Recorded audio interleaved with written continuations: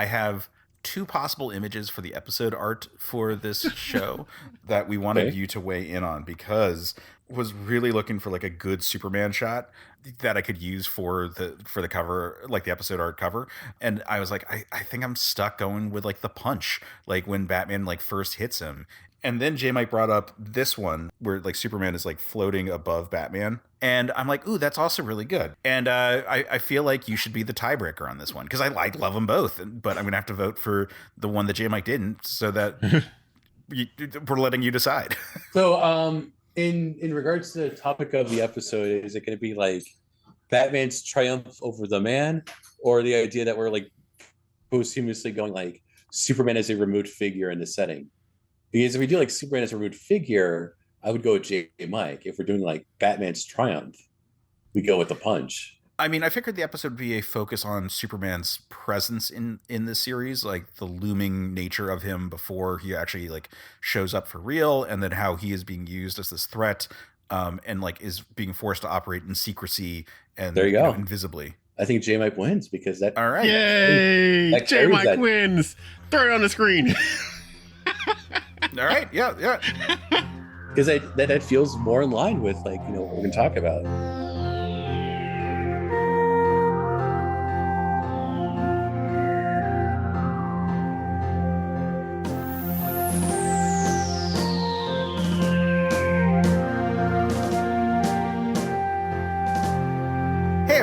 And welcome back to the Men of Steel podcast. I'm Case Aiken, and as always, I'm joined by my co-host, J. Mike Folson. Hey, everybody. Welcome back to the show. We are back, aren't we? I have mixed feelings about this one, Case. You have mixed feelings about returning? Kind of. Okay. Well, that's fair. Today we're talking about a complicated work that has been very instrumental in a lot of people's opinions about various superheroes, because today we are talking about The Dark Knight Returns. And to have that conversation, we've got Duke. Hello. Duke. I'm Duke, Professor of Evil. Prof of Evil. Yeah, you got more gravel. Welcome back. Welcome back.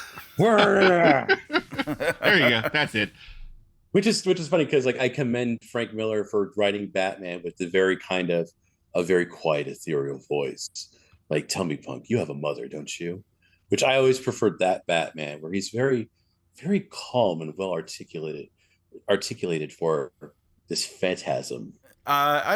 It's interesting looking at this piece and reflecting on it from not a work of like, here is the modern opus about Batman, but here's the very 80s like epitome of Batman. Like, here's the mid 80s like exploration of the character, but having a bit more distance. Really like made me look at this as a product of its time, and like thinking about it in the framing of like, here's all the Batman that led up to this point, and like here's like the pop culture awareness of the character, and it actually fits very well if you just see it as a, oh yeah, well, the 60s Batman was legit, and then eventually like some people died. Yeah. I mean, I've always loved the idea that, like, throughout each issue, he's working his way through different Batman costumes, evocative of the different eras of his life. Granted, he doesn't rock out with the really sick Golden Age Batman costume with the purple gloves and the giant like ears. Yeah, but like you feel like obviously the very on the nose visual progression of him slowly kind of losing himself to the beast, the wolf, as he thinks of it, as this snarling hunger of a predator waging in his heart, Mm-hmm. Oh, real quick, I just want to mention this because you just made me think of it. Saying the wolf made me think about 300 with the wolf scene. And I didn't want to forget that there's a spot where they have a porn star named Hot Gates, which is the translation for Thermopylae. And you can see that Frank Miller was dealing with like in his head 300 stuff even all the way back in 1986. They're gonna like ask on TikTok like, hey Frank, what's your favorite movie? And you can't say the 300 Spartans over and over again. Right. 3 favorite movies. No, you can't say that each time. Like, you can't say that, period. 4 different movies, Frank. What do you mean Meet the Spartans? What the hell? What if that was just like his entire pantheon of movies are movies that are like the 300 Spartans movies? In some way? It's like, oh, I fucking love Airplane. Actually, no, like Airplane's easy because that one's actually good. But like, yeah, just God, I love Epic movie. Frank, Yes. no. Come on, Frank. Meet the Spartans? No, come on. Anyway, moving on, because we could just riff about like Frank Miller for a little too long on that one. And I don't really want to go there too much, because like his post 9/11 craziness is not on display at this point. He has strong opinions about politics at this point, but they are much more Gen X libertarian than anything else. Like there's a lot of like fuck the man, regardless of which man we're talking about. Yeah, like one's either totalitarian fascist and the other one's bleeding heart that will basically just excuse any crime, and that cannot be, forgiven. How dare you? They invented therapy the entire time, and we should feel bad for them. Even like Carrie Kelly's parents, like they're very much framed in like, we went on the hippie movements, we did our part, this whole place is leading to fascism, and their daughter's completely bored with them, because it's like it's always the same kind of like, oh, we did the marches and we did the parades for this, we've reached out for this, and Carrie's like, I need something else in my life. I need to be a Robin. Yeah. I need an old man constantly threatening to fire me. And since J. Jonah Jameson's not here, I guess I'll go work for Batman. Yeah, I mean, like this is very much like a rage against the boomers that had already started at this point in the 80s. Yeah, so obviously we want to talk about this from the lens of Superman, but we can still kind of go issue by issue, because Superman is a specter that haunts the book for the first 2 issues, and then 3 he starts being teased out a bit more, and then he becomes the ultimate like end boss of the story at the end.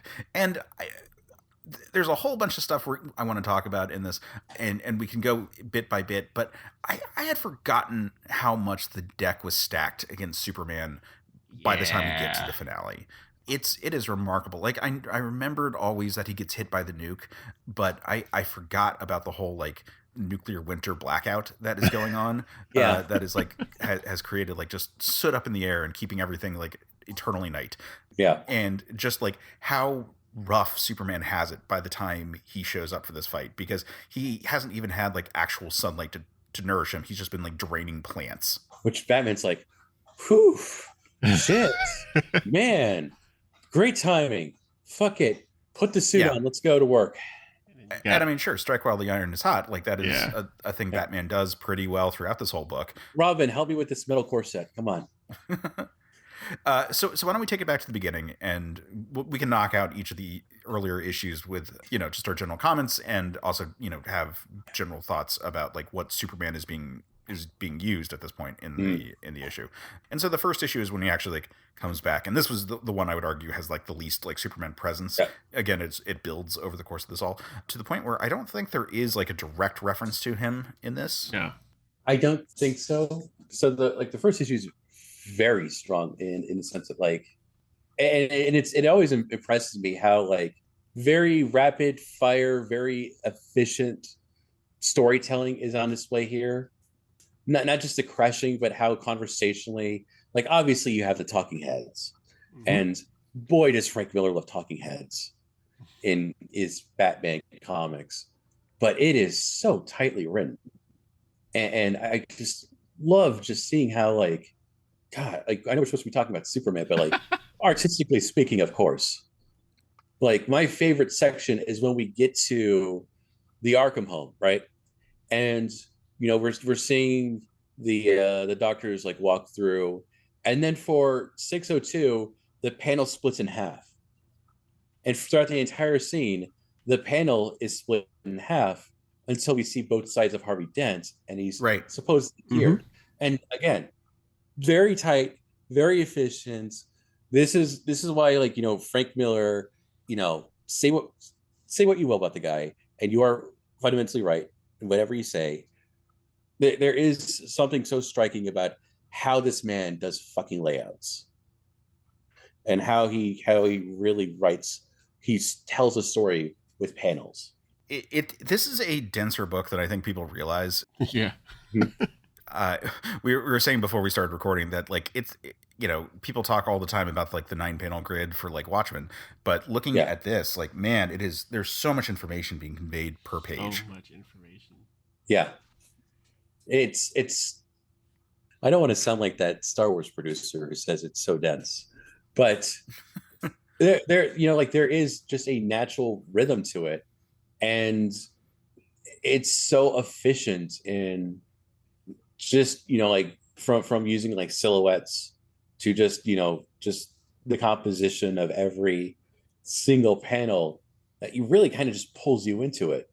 This is kind of like like when you look at adaptations like the animated movies. To me, it's like you lose a lot when you're adapting to an animated movie because you can't do the panel stuff, you can't do the panel work, you can't really fill out a page. You just have one widescreen panel, and that's all the information you can convey. So if you're going to do an adaptation, you either work within that medium to spiritually tell the same kind of story with the same kind of attention, or you just tell something very stripped down. Here, I've always recommend like read the comic first and just let it like absorb it and absorb the techniques at practice here, because you can learn a lot. You can learn a lot about writing, especially when you're dealing with is it 1980s? It's like a post-apocalyptic 1980s kind of hellscape where we gave up.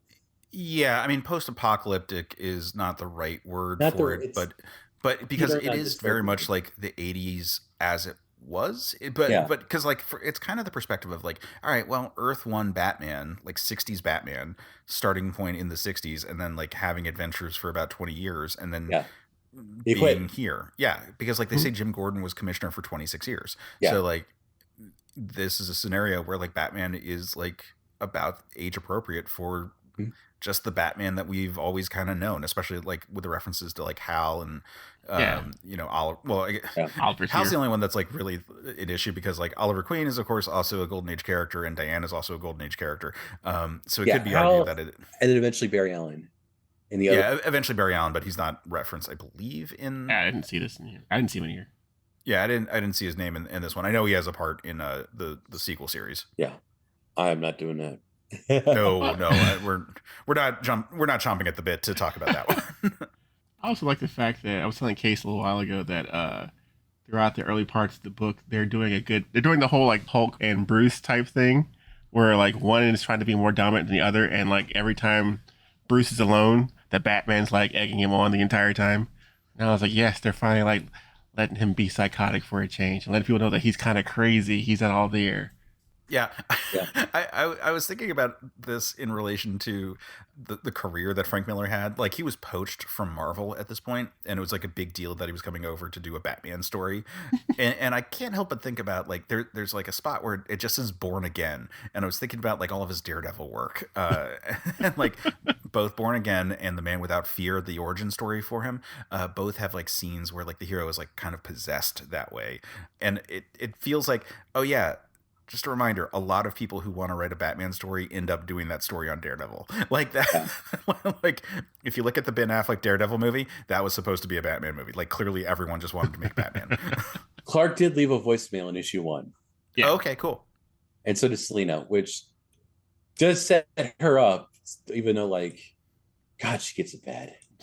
Yeah. This is definitely the Frank Miller interpretation of Selena Kyle. Like, she's a madam in this series, and like, just a year later we would get year 1 where, they establish her as being a prostitute, which is just, All right, Frank, sure. Yeah, Frank. Like, I mean, I get it. Like, that's your bread and butter. That's your genre. But like, not every person has to do that.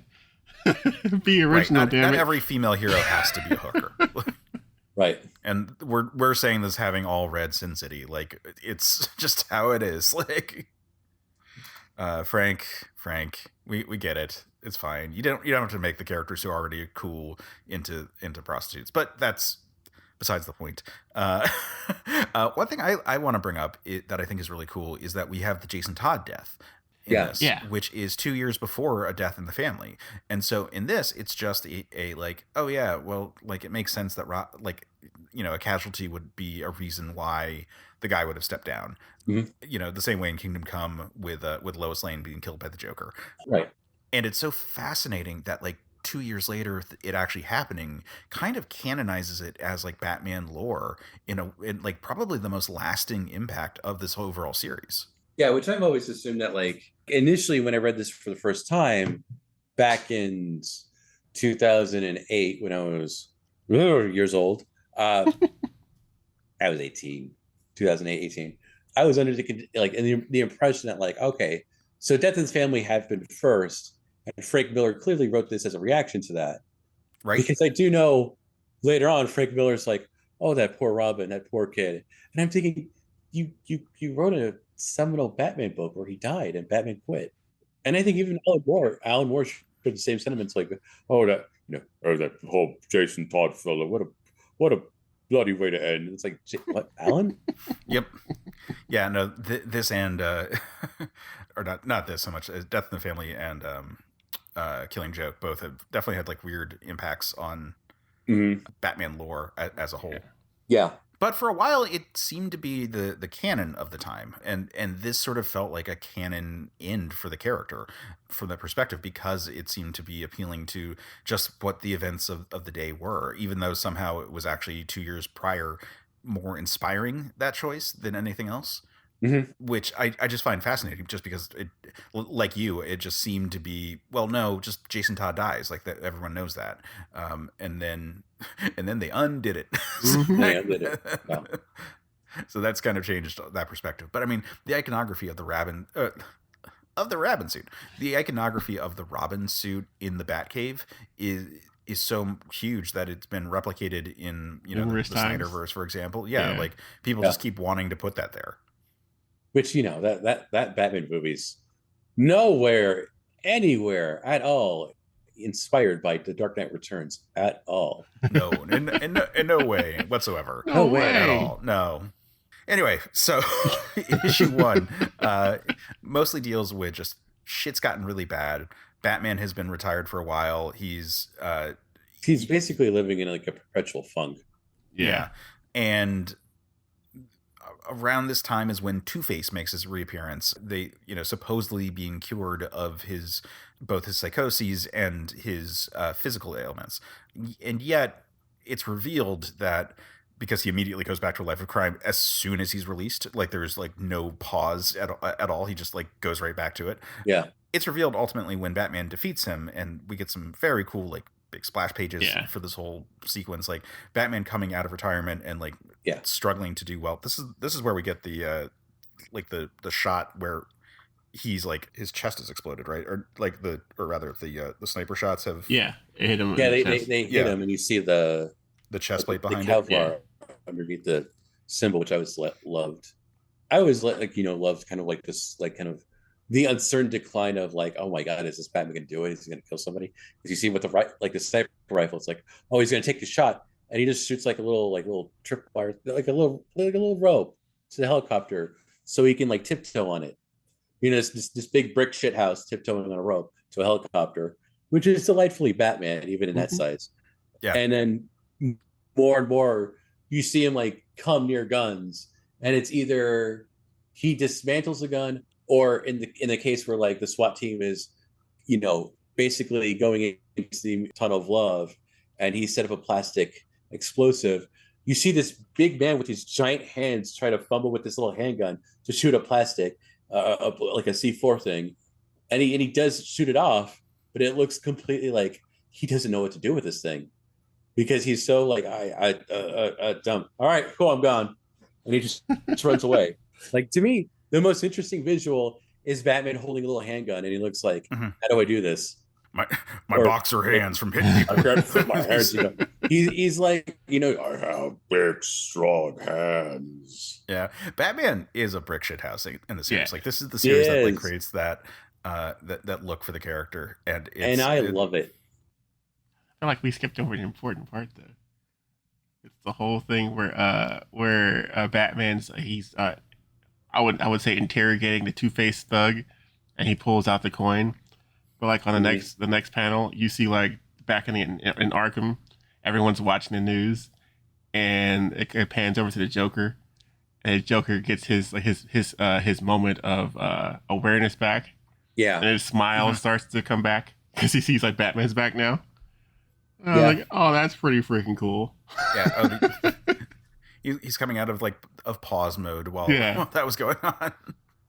And the smile just gets bigger and bigger. Another thing I want to bring up in issue 1 is that Lana Lang is a recurring newscaster in this series. Okay, I wasn't sure if that was her or not. That was her. Okay. Yeah, it's not just Lana, but there's a point where they call her Miss Lang. And Jimmy, or James Olsen, he's running GBS? Yeah, is what they say. Yeah. And writing articles about superheroes, and we don't see him. I don't think we see him. We definitely see him in the next book. We don't see Jimmy in this one. Yeah. Which I like the idea that Jimmy becomes editor in chief, because then you find out Lois died in Dark Knight Strikes Again, right? Yeah, they don't tell us what happens to Lois in this one. Yeah, because I don't think Lois would ever be piloting the desk kind of person. No. She's always on the street marching to her own orders. So, yeah, Jimmy Olsen taking over, that's nice. Yeah. And it made sense that Lana would remain as a newscaster at that point. If this is the Bronze Age continuity, she would be, a news person. Yeah. Of some renown. And this is it makes sense that if she's been doing this for 20 years at this point, then she's put on some weight and gotten older. That makes sense. Yeah. And I like that she's not just the same person, because time has moved on for all these characters. And it's Superman in secret, and I'm guessing Clark Kent's not really much of a reporter anymore. It never felt like he was still reporting in this story. No, not here. No. I mean, they don't flat out confirm that he's not, but it seems that the only times we see him is in Clark mode is he's acting as an agent of the state. Yeah. So he could just be a correspondent reporter. Or they just have given up on that entire precedent. Superman, you need to be my agent. Sure thing, Mr. Reagan, sir. Well, I mean, we'll get to that. It's a lot more complicated, and even as the guy who wages a war against John Byrne and everything, I've always conceded that this book does it well, because it's not as he loves the guy. It's more this was a compromise I had to make, because otherwise we would tilt the axis and cause chaos. And I felt this feels more motivated to the spirit of Superman as Bruce. It was either this or be criminals, and I'm not gonna fight humanity. That's not what I am. Mm-hmm. I'd rather do everything I can to belong amongst them. Yeah, the take of this being a terrible compromise as opposed to him being a government lapdog, I think is a more interesting and nuanced argument that I actually would allow Frank Miller to have made. Yeah. I don't know if I would have allowed Frank Miller of, 2008 to make it, but Frank Miller of 1986, is, like I said, he's a little bit of a disaffected, Gen Xer ranting against the hellscape that the baby boomers have ushered in. But aside from that, he seems to, he at least sees the bullshit hypocrisy of the institutional powers of the time. Yeah. And I think that the book supports this. Reagan is not presented in a particularly gleaming light. I can see how you would read it as that if you were such a Reaganite that you can't even see the sarcasm that's inherent in every shot with the character. Especially with his dialogue coming off as he might have some kind of onset of dementia, the way kind of rambles in his sentences. There's points where it's oh yeah, a medal. I like medals. Do you like medals, son? No, sir. Of course. And then it's that actually made me wonder. So the nickname, the great communicator, did that start as a sarcastic line from a Democrat, and then they co-opted it the same way that fake news used to be us venting about the bullshit articles that our parents would share, and then it became the rallying cry of all media, all traditional big media is quote unquote fake news or woke, or any term that gets co-opted to become a slur. Yeah. Is this the reverse of that, where it was the great communicator was initially us making fun of Reagan, and then they were the great communicator, yeah, probably, yeah. I thought about that. Which is wild to think about. Yeah. And to me, it does. Again, I love how Frank tells the story with his art, because obviously, you had that like introduction of like the waving American flag as the red and white stripes slowly curl into the red and Yeah. yellow Superman shield. Yeah, And it's a really good shot. Mm-hmm. fantastic. Again, Frank Miller always knocks us out of the park. Incidentally, Frank Miller of this era always knocks it out of the park. always knocks it out of the park because that Context. guy knew how to do sequential storytelling. Like, incidentally, I was reading some old Daredevil comics, and when he comes on, it's like night and day, where it's like, shit, somebody was young and hungry and really wanted to prove that he can fucking tell a story with his panel work, because he does not, like, he has no fat, no empty spaces. Everything is concise, it's tight, and it flows well together. Like, he was like operating on his own fucking level.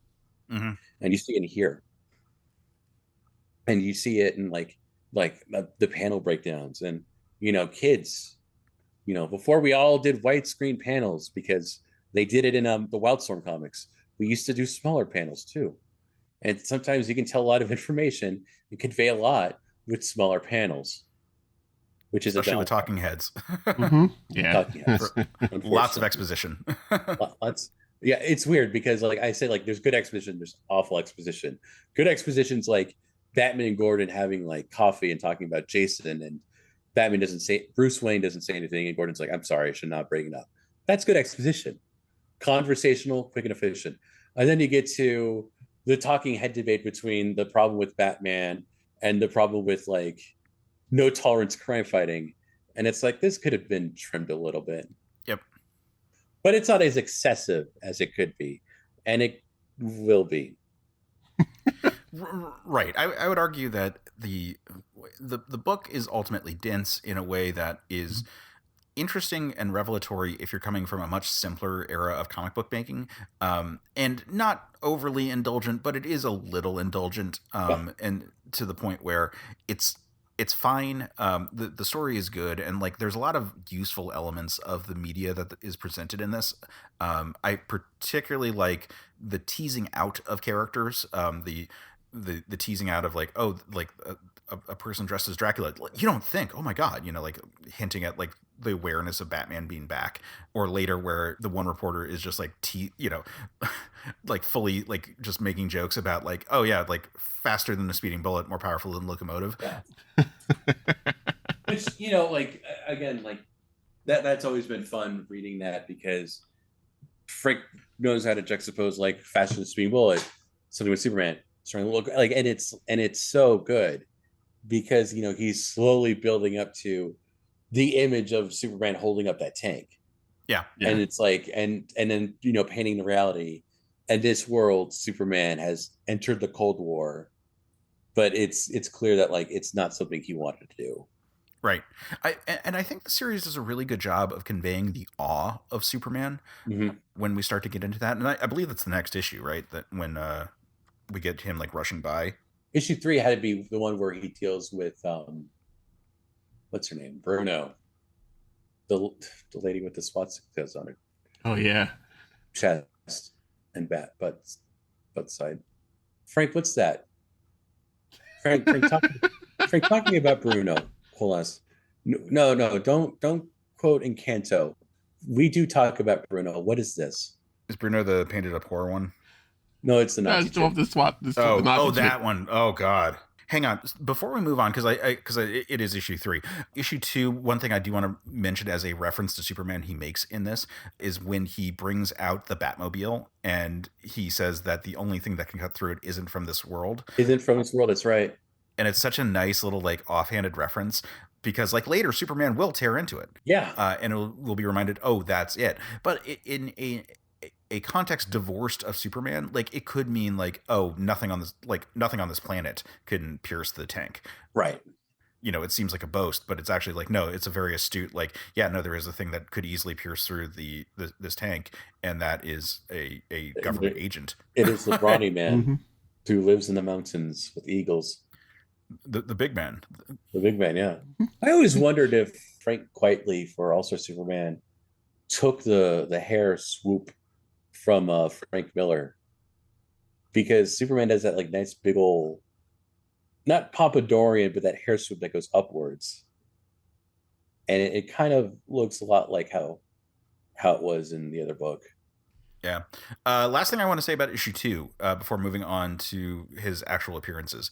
Issue 2, the fight with the mutant leader is kind of a precursor to the Superman fight in the sense that the mutant leader is not defeated through raw power. Like, he's faster, stronger, tougher than Batman. Yeah. It's that Batman is ultimately smarter and like pulls out a bunch of tricks to defeat him in a physical match. And like, you can see how this one going to the Superman one is just a leveled up version of the same basic fight dynamic. Yeah, it's Batman kind of like rethinking himself with his own city to kick out anything that would dare take it away from him. So with me and Leader, it's like, I'm covered in the mud. I've lived here. I've lived in the mud. I'm the surgeon. This is the operating table. And with Superman, it's like, I took him to Crime Alley, and I'm powered by the city's electrical grid itself. Mm-hmm. Yeah, which we'll save that more conversation when we get to that. But I did just want to point out that the dynamic is the same with the mutant thing, and that it is setting up that like, oh yeah, this is why Batman is important. It's not just he's like, oh, he's just so smart. Like, we need examples of it, and like both fights show that. Batman doesn't need to arrange a fight where Superman callously knocks him through a very specific building that just happened to have the kryptonite weapon ready for him. Thank God Superman knocked me through this building, not that building, or that building, or that building, or that bus. But yeah, so getting into the next issue, we get this like wonderful like teased out like introduction of Superman, concluding with like Carrie Kelly being like in awe of him moving away. Mm-hmm. Yeah. Something leaps a tall building with a single bound, and it's just like, oh yeah, in a world where superheroes aren't prevalent, like the superhero is like kind of amazing. Like, when they are leaving, she's like, was that him? Yeah. Which, you know, like, I've always questioned, like, if this is supposed to be kind of like a continuation of the Earth One guys, it's like, how do you keep that Superman a secret? I know, especially if like you consider like Silver Age Superman, who had a big deal about his public image, to the point where a girl who is blind is like, I don't believe you exist. I'll show you a thing or two about that. Come on, little girl, I can fly. I just feel the wind brushing against my hair. Oh, I'll show you again. I can lift this car. I guess, sure. And he's like, oh wait, I cured your blindness. Oh my God, Superman, you're real. You're my favorite superhero. Yes, I am. Bye. He flies off. That's a real issue. But like that, like Silver Age Superman was all about his public image, and all about like, you know, the idea that he's living up to this expectation that he himself is a crumbling mess inside.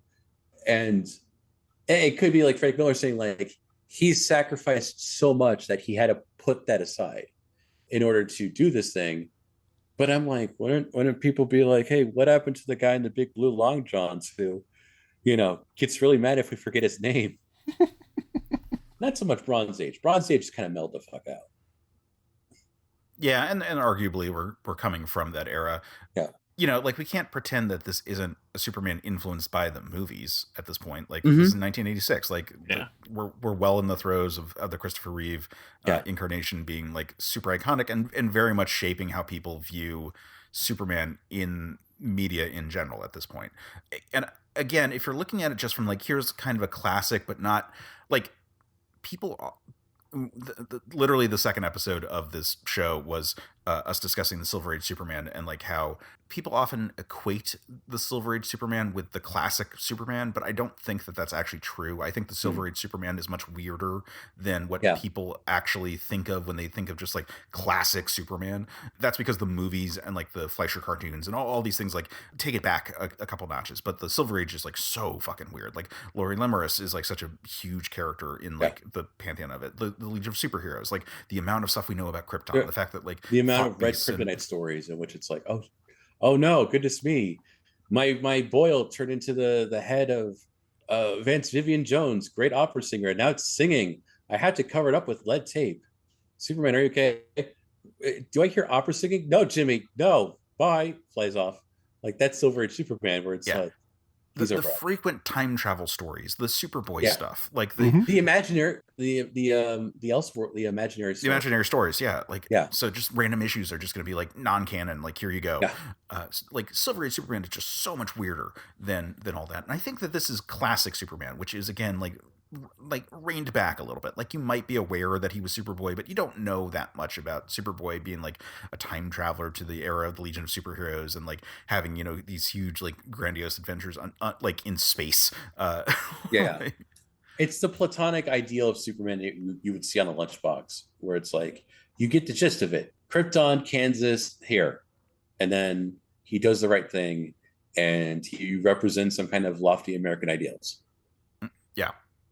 And so that's what we're dealing with here. And so when we get him face to face with Batman, and, you know, it opens with, when I say face to face, is like kind of ironically, he's looking away from him, but we get this like giant shot of Superman, like as Clark Kent, but with like billowing shirts. Just incredibly daddy in this like moment right there. Oof. and this like veiled threat that he has to give Batman in this moment, and it's just like, this is like, I can't work around this, man. Like, you're fucking my shit up, and like I need to be able to work this way, because like, and they show it, like there's, you know, missiles coming, there's natural disasters that Superman is like attending to, there's big issues that Superman is fielding, just moving so fast that no one can see him. And they do such a good job of conveying how wondrous this Man of Steel is in this moment. Like, he's basically this walking giant who stooped too low to humanity. And Bruce, you know, feeling like you really kind of screwed it up, Clark. You could have called the shots, you could have changed things around, you could have done so much more, but instead, you know, you're basically working under the thumb of this idiot in charge. And for Clark, it's like, because, you know, like once you get to the warhead thing, you know, you get the idea that like he's maintaining the Cold War as it is, because if it weren't for him, it would just descend into chaos, as you see. And like I like the fact that there is nuance to it, that this Superman does have an argument to make, even though it's clear that we're going to be rooting for Batman because he's our guy. He's the one that he's daring to fight anything. Like, I jokingly used to call Dark Knight Returns like the Gurren Lagann Batman story, where he just kind of works his way up the ladder, beating up any kind of corruptive influence. Interesting. If Dark Knight Returns continued at this theme, like, he'd be fighting Darkseid or some shit with a drill. I mean, a lot of people seem to think that he could do it. Cough. But you could picture that panel though, where it's just like, Darkseid, you're the god of death, I'm here to pray. And like, because I'm Batman.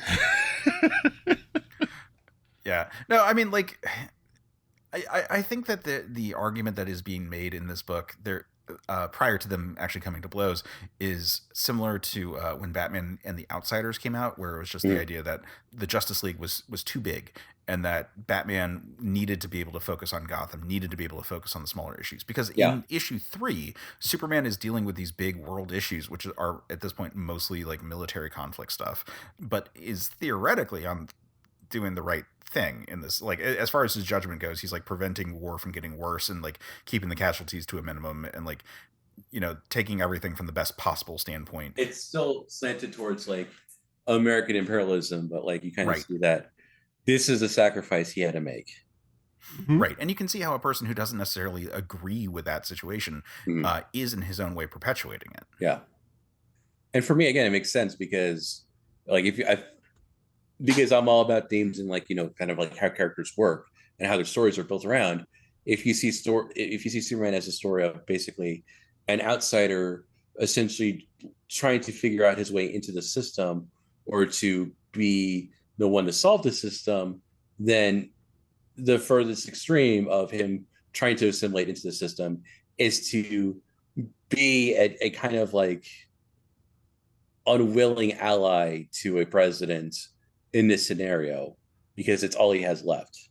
Yeah, a president who it's made very clear is kind of a joke. Like he always shows up in suits that are like covered with like stars. Mm-hmm. Like, so many stars. And even in the context of the story, it's like he's like a lot older. He's in a scooter. He's balder, right? Like that was him, right? Like he's like a lot more decayed. Reagan. Well, he looks very decayed, but like I don't think he's supposed to be. Like I still think it's supposed to be 1986. It's just a 1986 that is looked at with the most cynical and dystopic view of things. He's more of a caricature of himself. Yeah, I don't think that they're presenting him as being like this is a few. It's not like Nixon in Watchmen, where it is actually like 10 years after his actual presidency at that point. So anyway, moving on to issue 4. So issue 4. Anyone who is wondering, well, why are they talking about a Batman comic on their Superman podcast hasn't seen the cover to issue 4, which is Superman in silhouette, just standing there ready to take on an armored Batman. Mm-hmm. And I like the tease of what the mech armor of Batman would be. Like, is that a cape? Are those wings? What are we looking at here? But it's clearly some kind of like robot Batman. Batman builds himself into RoboCop to fight Superman. And if you think that's weird, watch RoboCop 3 and get back to me. Yeah. No, Frank Miller is a big fan of mecha hero characters. I forgot to mention in issue 3, the weird fucking kid bomb robots that the Joker has. Yeah. Oh, yeah. Made me think of Astro Boy. And Frank Miller is, of course, also the co-creator of Big Guy and Rusty. Big Guy and Rusty, yeah. I love that comic. So he is like a huge fan of like that archetypal like robot thing, which is like the closest thing I can guess is what we're looking at here. Yeah. Frank Miller contains a lot of multitudes. Right. It's so weird. But yeah, so this is the issue where things come to a head. Joker having died, but having faked his murder. Yeah. Joker, yeah. Or pins his death on Batman, we should say. Sets up even more scrutiny on Batman, so things have been escalating just in general. Frank Miller really likes having Batman like kind of be okay with the authorities when he's doing things that like work with them. Like we also see this in year 1. It's only when he like starts to like cross certain lines that they like get pissed off with him.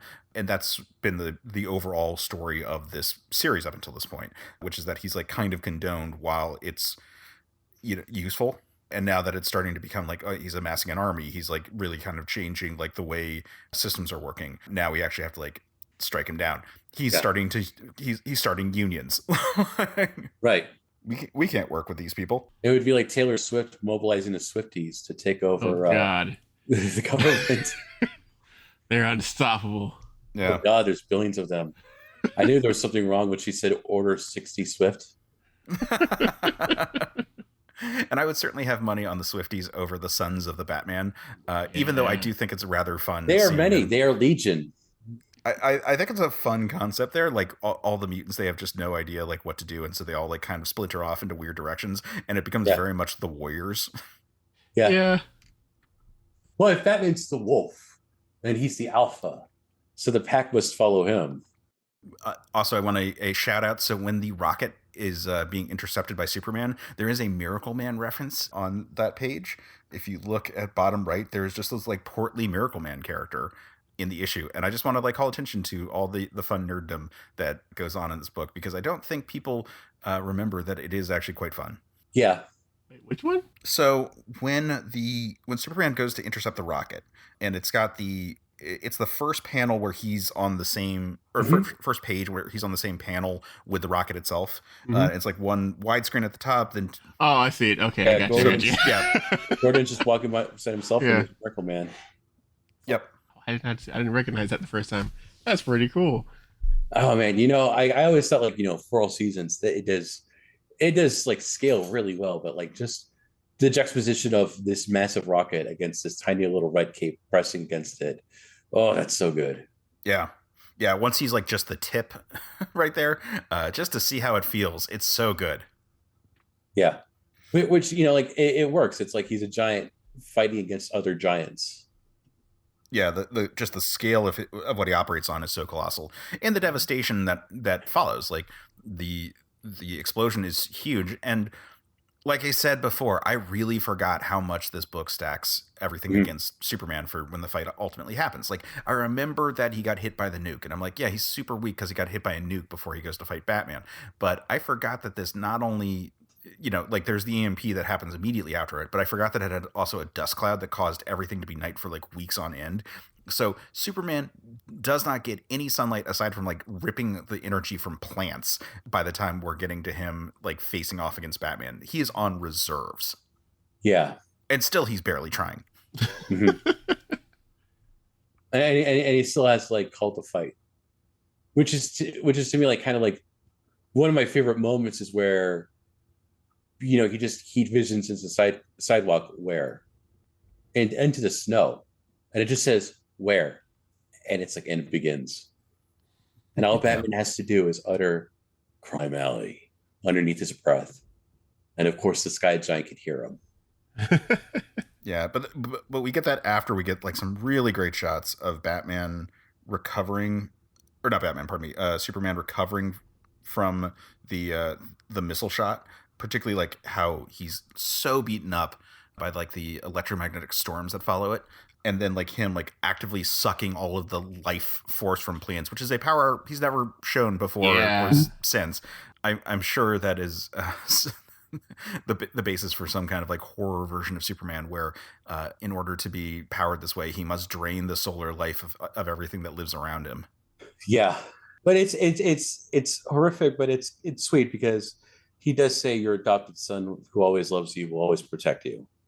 And again, that's a little flourish of Frankie Miller saying like, this is terrifying, but he's still that guy. He's still a wondrous person who's just going through a really bad time right now, and his best friend's not making it any easier. Yeah. Don't you hate it when your best friend gives you a hard time? And I think like it was that little flourish that Frank Miller totally lost in the subsequent stories, because boy does it show. It's just Batman always complaining about Clark. Even the Batman Spawn comic, it's like, fucking Clark, you stupid idiot. It's like, what the hell? Do you even know this man at this point? Yeah. Although one thing I find fascinating is that Oliver Queen also seems to have a grudge against Superman. Like he specifically wants to be in that fight. Yeah. Like and it's implied that, it's implied that he lost his arm to Superman, which is wild to think about. Right. And now it's like, when I think about it, I think about like at that point, it's like at the comics, and I'm like, a decade later, Duke, Oliver Queen had his arm strapped to a bomb. Well, that's not it, because that's way later. Right. So somehow Oliver Queen lost his arm to Superman. I assumed Superman went to a costume party dressed up like Batman, and Oliver's like, I'm going to punch Bruce on the face. And he broke his hand and his arm. And then the guy took off his cowl. It's like, Ollie, what the hell's wrong with you? It's Superman. Oh, man, I lost my arm. Right. He broke it so badly. He broke every single bone. It was a really hard punch. He just Mr. Glassed it. He Mr. Glassed it. And then he fell down some stairs, landing each time on that same arm. On that same arm. Yeah. Which is a miracle. You'd think he would land on his back a couple times, but just his arm.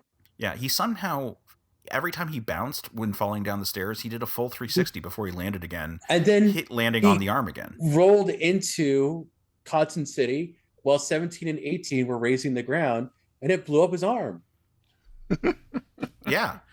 And then when he was like looking to try to find the arm to set, to attach it again after it was severed from him, he just kept stepping on rakes. And eventually, by the time he finally stopped stepping on rakes, being slapped in the face, the arm had become too necrotic to be saved. Yeah. And so it was too far gone.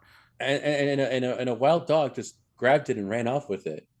And he's like, well, now I hate dogs too. Right. Well, it was actually Ace, and that was actually it was Crypto. Oh, it was Crypto. Yeah, no, you're right. Sorry, I was getting it mixed up. No, it was Crypto who took it away. It's Crypto. Yeah. Well, it says that Ollie was in prison for something, and they never really explained it at all. Littering. He littered his dead arm on the street, and that was like a punishable offense.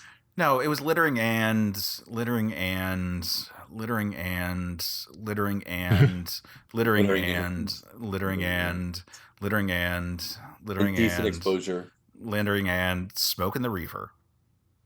Well, that's why they call him the Green Arrow. Yes. Cannabinoid tipped arrows. Yeah. Anywho. Mike Grell, Green Arrow, would never. Moving on, because I do enjoy the just like ever increasing like activism of Green Arrow, going from basically a Batman clone into just like a full on like hippie terrorist. Like I'm cool with that. It's cute because like I'm looking at the panel right now where he's gripping the arrow in his teeth and he's got the phone ready. And he's like, "Goddamn fascist sons of bitches!" With as he's gripping the arrow with his teeth, and he's probably said it so many times he could just say it, even if there's something in his mouth. Yeah. Oh, this is actually an interesting spot. So we're getting to where the fight is starting, and here is actually a spot where I have read the alternate script that Frank Miller wrote when he wasn't sure if he would have the rights to use Green Arrow like for the fight, because like they had kind of deliberately like only allowed certain characters to be in here just because of like not wanting to like play with anyone's toys that were currently off the table. So in that script, the alternate version is what ultimately happens inside in Batman v Superman, where it just like releases from the suit like the kryptonite like gas. Yeah. But what's cool about it is that we get the chance to read what a Frank Miller script looks like. It's included in the Dark Knight Returns trade paperback, and so it's not Marvel style or DC style. It's more detailed than Marvel style. It is like a proper like it's almost like a book version of this, like a prose story, which is very cool.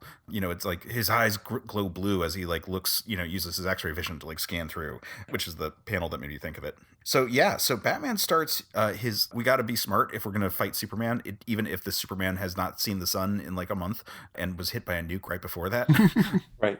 And to their credit, like even though he's not even acting at full capacity, he's still too much.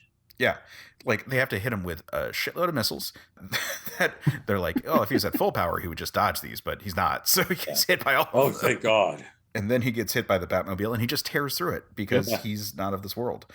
And then like when Batman throws his armor at him, Superman just starts ripping it off. Right, but it's fun that it's like it's Sonics and then it's Electrics, which remember Superman Electrics. He's not actually a vulnerability, but the animated series always loves to make it look like he is. It's depending on who's writing that week. It's whether he gets like hurt by it or not.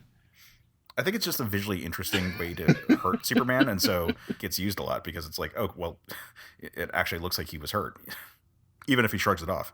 It's so funny that like he's ripping through the Batmobile and he's like, "Oh, Robin's here," and she like pulls out the little slingshot and she's pointing it at him. In that one panel, she's like freaking out and she's like, "Ah!"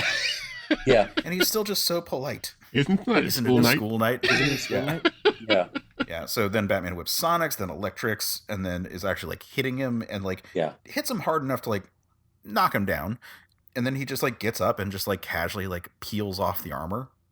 Yeah, and even then and then Superman gets hit by kryptonite, and what does he not do? He doesn't fight back.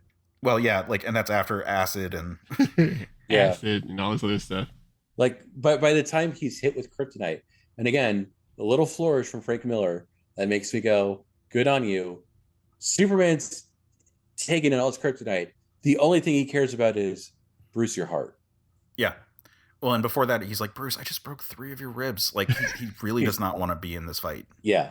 Which to me always kind of sold the picture that Dark Knight 3 Master Race very much proved and made a lot of people angry, is that if Superman really wanted to fight Batman, it would have been over. In seconds? Not even 10 seconds, like 2. And Batman would have never known what happened. And even then, because in this scenario, like with him not wanting to, he still is the last man standing. Yeah. like yeah, sure, it's Batman has a fake heart attack in this all. Yeah. But Batman staged this big theatrical thing to fake his own death. And I always loved a nice little Superman wink where and it's so clever and it's so nicely done where they're at the funeral, Bruce has noticed Carrie in disguise, he hears a heartbeat, it registers what happened, and all I can do is wink at her and at us. And he's like, "Okay, I see your game. Good show." Yep. And it kind of classic like, Superman wink. And it's like, "Oh, he lost." It's like, no, he won. His friend backed off a bit. obviously Bruce didn't really back off. He's going to be Batman, or in Right. some capacity, but like it was clearly a victor with two winners. Like it's a battle with two victors. Yep. He got Superman to wake up out of his little stupor for a second and like, oh yeah, we used to be doing stuff different than this. Yeah. And then We used to Batman, do silly shit like gaslight people. yeah. Oh, that was great. And then Batman gets to be like his little undercover vigilante thing behind the shadows now, Yeah. without actually having to be Batman. Which is too why much. Dark Knight Strikes Again is so weird because it's like, damn you, Bruce, damn you. And it's like, you were cool with it.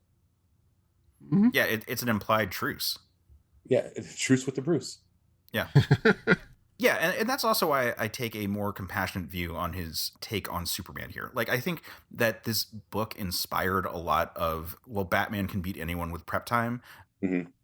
And I don't think that it is by itself like the culprit here. I think it is the first step in one of the most popular books that, you know, created that sort of scenario. But I Yeah. mean, like, Morrison with JLA was way worse, you know?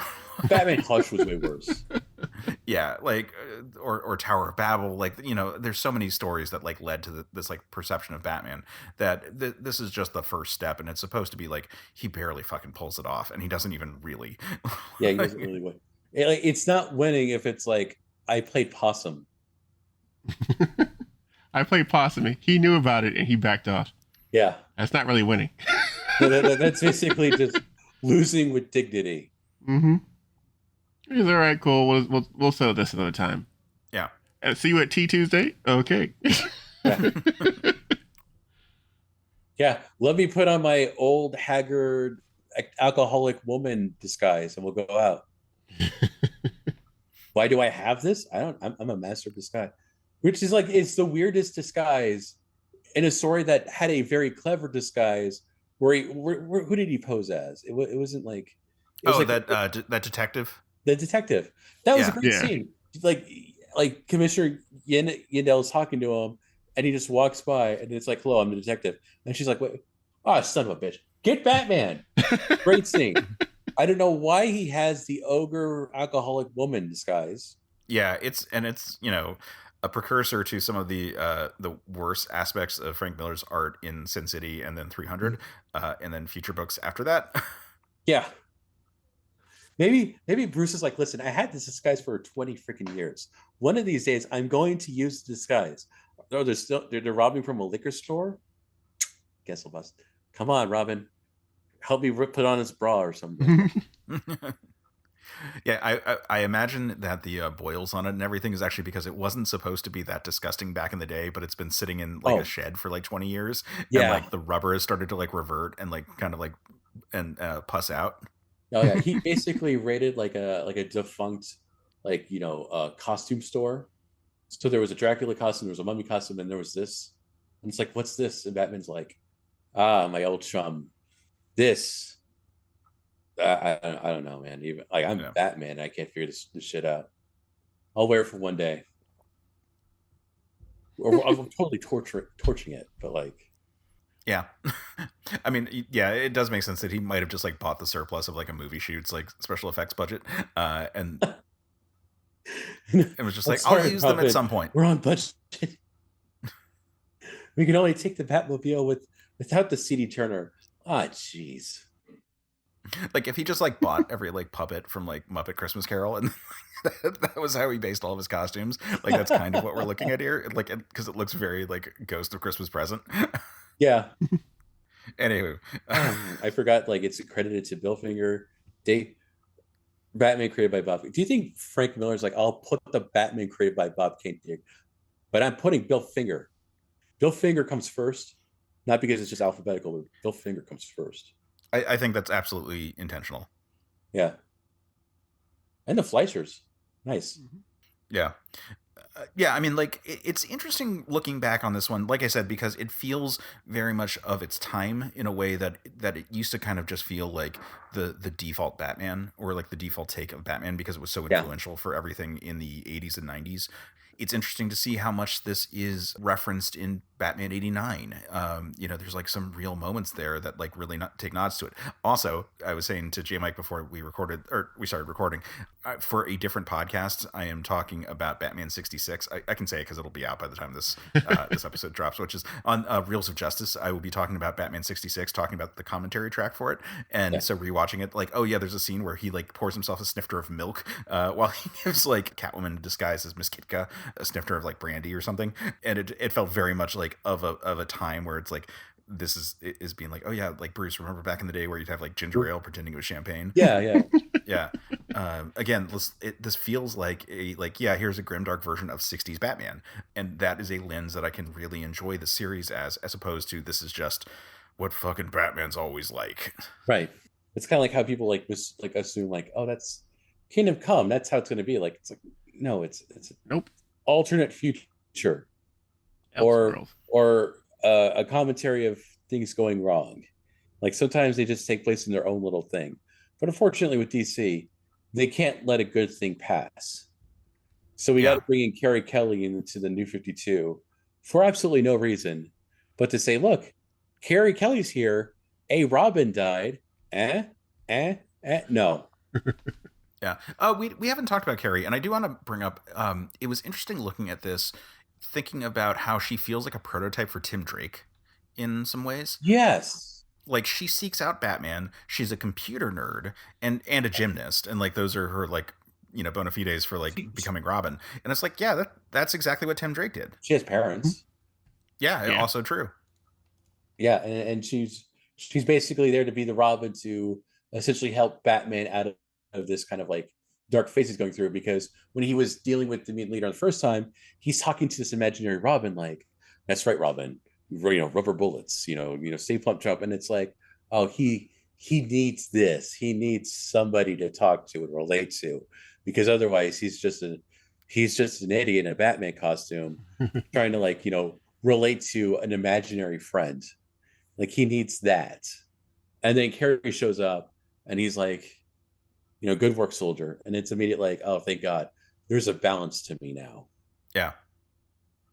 Yeah, she definitely plays a really important role. And like the Batman, Superman, and Robin dynamic is like a really important one. That's why Nightwing became Nightwing. Like Dick Grayson chose the name Nightwing because he wanted to honor both Batman and Superman. It's kind of like why it's like you read those like World's Finest comics, and despite like how like World War II propaganda heavy they were back then, they were pretty much just a story of two men raising a baby.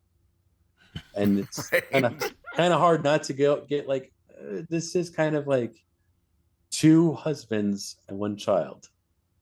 Especially my favorite one where Batman breaks his leg and there's this adorable panel of Silver Age Batman nervously twiddling his thumbs with his leg in a cast, and Superman, the big Papa Bear, wraps his arm around the kid and his husband. It's like, it's okay, family, we'll deal with this together. And I'm like, man, they had a lot to work with for Apollo and Midnighter, I'll tell you. Yes. I've heard that there was originally plans for them to have like an adopted male child that was like vetoed by DC editorial because it was like, no, what the fuck are you talking about? Like, that's too on the nose. Wait, hold on. Has it always been gay? Oh no. Always has been. Always has been. Anyway, so Carrie's a fun character. I like her in this. It's a shame that she is kind of limited to that. Like, appearances outside of this have all felt, forced. Yeah. But it's interesting to have a character who has not really been like too utilized outside of this one universe of material. Like, I don't really like the sequels to The Dark Knight Returns, and I don't know if I am desperate to like look at them. Maybe we will someday, because there is a lot of Superman stuff in there. Yeah, like her becoming Catwoman was like, why? Yeah. Like there's so much, and it's really starting to push the envelope of like Frank Miller in like his later years kind of stuff, and like there's such a big gap in time between the first one and the second one anyway, that like this works as its own standalone piece, and I don't need the sequel. But like I said, I'm sure someday we will find a reason to talk about it, because we talk about a lot of stuff on this show. I'll be hiking through the Himalayas when you do it. But that said, this was a really fun one to talk about. And so, Yeah. Duke, I'm really glad that we were able to have you come back on to chat about it. Thank you. I'm happy to be here. I'm always, happy to talk with you guys. Yeah, as of this recording, you are currently the reigning guest in terms of number of appearances. Oh my God. So I'm sure we're going to have... I'm sure JD will have to come on soon because we have to keep the balance of power between you two. But no, thank you. Like it's such a great time always having you on. You're just an absolute pleasure to talk to. And this was a book that I was excited to bring you on for because we have a track record of having you come on for like really big books because it's just big books that aren't really Superman related. Sometimes they're just kind of like, this one's kind of like a Superman book. All right, yeah. I mean, this and Kingdom Come are the two I'm thinking of, but Wonder Woman, also Wonder Woman, but that's we were in the midst of it all. Yeah, which was like I had fun because like I you know what, I want to read Wonder Woman, so let's do it. Yeah. Anywho, so again, thank you for coming on. Where can people find you, follow you? What have you got going on? I'm always on Twitter. I'm at Prof of Evil, or if you just want my non-at handle, or did I say Twitter? I'm saying Twitter. Duke Dooms Comics, because I think that's funny. And yeah, I'll be there. I'm the guy that's wearing glasses and looks angry. I apologize. It's supposed to look disheveled and confused. That's my RBF at work here. But yeah, that's where I am. Twitter. All right, man. Jmike, where can people find you and follow you? Oh God, you can find me on Twitter at Jmike101. Hit me up, tag me in things that people have been tagging me in recently, which has been pretty fun. Yeah. It's been pretty cool. And I will respond as much as I can with little funny gifts and side remarks here or there. Yeah, your gift game is always on point, and it's always appreciated seeing a Jmike comment because it's going to be like just like a fun, like just funny out of nowhere kind of like response. But as for me, you can find me on most of those platforms at Case Aiken, except for Instagram, where you can find me at Quetzalcoatl5 because I was a pretentious nerd in high school and was into both Aztec mythology and the Legion of Superheroes, and went with that, and I'm holding on to that AIM screen name for dear life at this point. And so that is my Instagram handle. So you can find me there at Quetzalcoatl5. Otherwise, you can find the Men of Steel show at Men of Steel Pod on Twitter. You can find us on the Certain POV Media YouTube channel, where full episodes are coming out, as well as the Superman analog videos that we do. So yeah, check out all of the stuff that we're working on. Check out our YouTube channel, and then check out certainpov.com, where you can find more episodes of the show and tons of other great shows like Fun and Games with Matt and Jeff. Matt, our former editor, and Jeff, our current editor, host wonderful conversations about the video game culture and the nostalgia of video games by way of the main show and then their side series, Side Quests. So check that out, and then circle back to our show specifically because we've got more great, awesome Superman content coming up. But until then, stay super, man.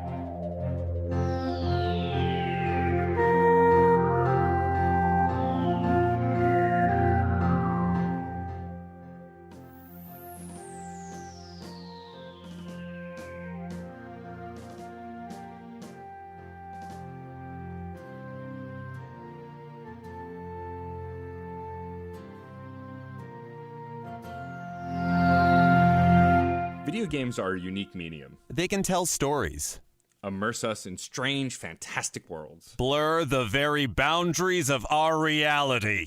But at the end of the day, video games are fun, whatever fun is to you. I'm Jeff Moonen, And I am Matt, aka Stormageddon.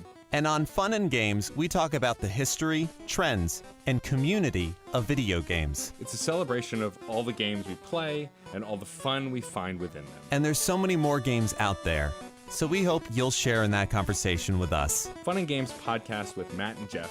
Find us on certainpov.com or wherever you get your podcasts. And happy gaming. CertainPOV.com.